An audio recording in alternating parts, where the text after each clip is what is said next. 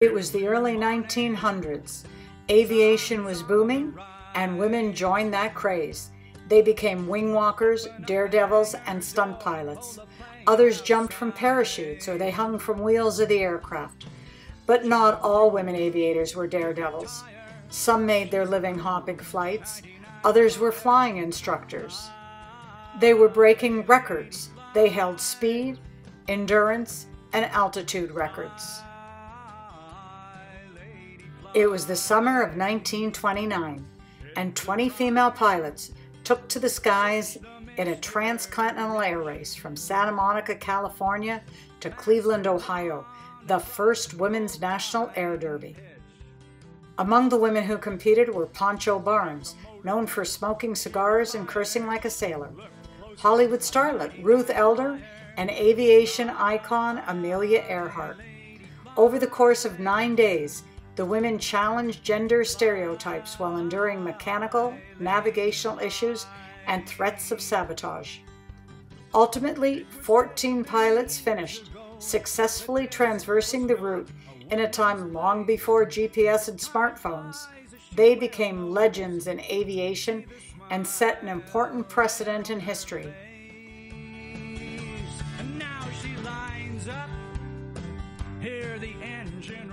Following the Derby, 99 female pilots accepted an invitation to join a new organization called the 99s, which remains active to this day. In 1942, the U.S. dealt with a huge pilot shortage. To help fill the gap, women were trained to fly military planes, allowing men to be released for combat duty overseas. This elite group of female pilots was known as the Women Air Force Service Pilots, WASP for short. As part of this program, more than 1,100 women flew a variety of military aircraft.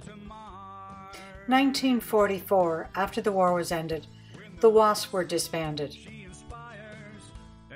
Through the 50s and 60s, women continued to air race. And in '73, the airlines hired their first women pilots. 3 decades after the end of the WASP, the United States Air Force, in 1975, hired their first female pilots again.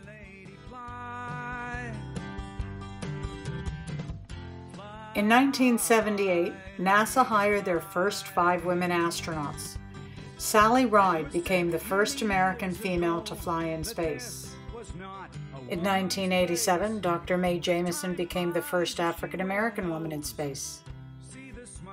Eileen Collins was selected to be an astronaut in 1990, flew the space shuttle as a pilot in 1995, and then she became the first and only female commander of the U.S. shuttle in 1999.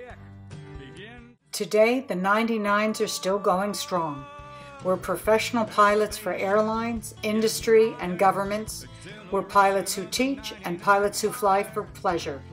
We're pilots who are technicians and mechanics, but first and foremost, we are women who love to fly. Lady, fly. Put on the white shirt, the one with 4 gold bars, or the spacesuit, and fly this thing to Mars. Win the race, she inspires. Aerospace is a 99.